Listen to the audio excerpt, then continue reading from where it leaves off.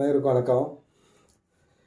புதிய தலைமுறை தொலைக்காட்சி செய்தி சேனல் ஒரு வீடியோ ஒன்று போட்டு அந்த வீடியோவை டெலீட் பண்ணிட்டாங்க. அவங்க சமூக வலைதளம், ட்விட்டர் எல்லா பக்கத்துலேயும் அந்த வீடியோவை போட்டு டெலீட் பண்ணிட்டாங்க. ட்விட்டரில் அதுக்கு மன்னிப்பு கோரியும் வருத்தம் தெரிவித்தும் ஒரு ட்வீட் போட்டிருக்காங்க. அப்படி என்ன காணொளி அது நீங்கள் கேட்டிங்கன்னா, பொங்கல் பண்டிகைக்கு 1000 ரூபாய் பணம் கொடுத்தாங்கல்ல அனைத்து நியாய விலை கடைகள், அதை ஒரு கிண்டல் அடித்து ஒரு காணொளி போட்டிருக்காங்க. காணொளினா ஒரு ஒரு நாடகம் மாரி ஒரு செட் பண்ணி போட்டிருக்காங்க. அதில் வரிசலாக ஜனங்க நிற்கிறாங்க. ரேஷன் கடைக்காரர் உட்காந்துருக்காரு. ஒரு பொண்ணு நிற்கிது. இந்த ரேஷன் கடைக்காரரை பார்த்து அந்த பொண்ணு கேட்குது, எத்தனை வாட்டி அந்த பணத்தை எண்ணுவீங்க?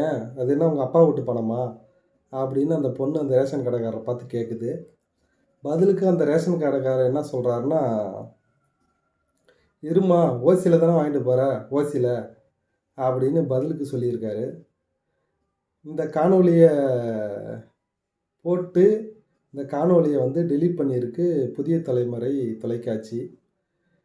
சமீப காலமாக புதிய தலைமுறை தொலைக்காட்சி எஸ்ஆர்எம் குழுமத்தது, பச்சைமுத்து ஐஜேகே அவருடையது.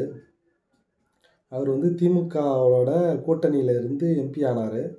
இப்போ அந்த கூட்டணியை விட்டு வெளியே வந்துட்டார். கூட்டணியை விட்டு வெளியில் என்னுடைய கொள்கைக்கும் எதுக்குமே சம்மந்தமில்லாத ஒரு கூட்டணியில், திமுக கூட்டணியில் கூட்டணி வச்சது மிகப்பெரிய தவறு. அதனால் நான் அந்த கூட்டணி விட்டு வெளியில் வரேன்னு சொல்லி இப்போ கூட்டணி விட்டு வெளியே அவர் பாஜக ஆதரவு மனநிலையில் இப்போ இருக்கிறாரு. அப்படி இருக்கும் அவருடைய தொலைக்காட்சியில் இது போல் இப்போது நடக்கும் திமுக அரசை கேலி கிண்டல் பண்ணி ஒரு ஒரு ஆவண படம் மாரி விட்டுருக்காங்க.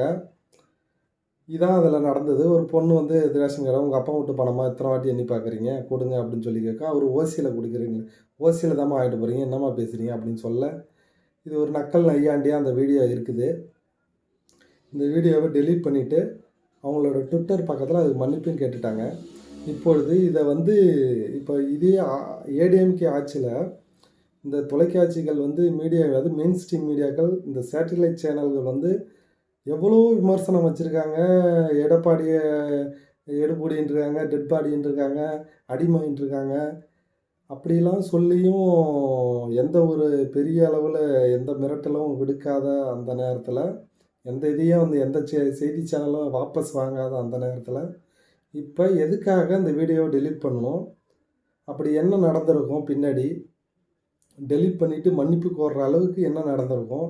யாருடைய மிரட்டலாக இருக்கும் அப்படின்னு மக்கள் நம்ம தான் யூகிச்சுக்கணும். என்ன நடந்தது, யார் மிரட்டினா அப்படின்னு. ஒரு மெயின் ஸ்ட்ரீம் மீடியா இந்த அளவுக்கு ஒரு பெரிய அளவில் எஸ்ஆர்எம் குழுமம்ன்றது ஒரு சின்ன இது கிடையாது. ஒரு பெரிய அளவில், அதுவும் பாஜக ஆதரவோடு இப்போ இருக்கிறாங்க. அவங்களே இப்படி பின்வாங்குறாங்கன்னா இது எந்த அளவுக்குள்ள இருக்குதுன்னு நீங்கள் தான் தெரிஞ்சுக்கணும். மீடியாக்கள் ஏன் இப்படி, அது மெயின் ஸ்ட்ரீம் மீடியாக்கள் ஏன் இந்த அளவுக்கு போகிறாங்கன்னே தெரியல. நன்றி.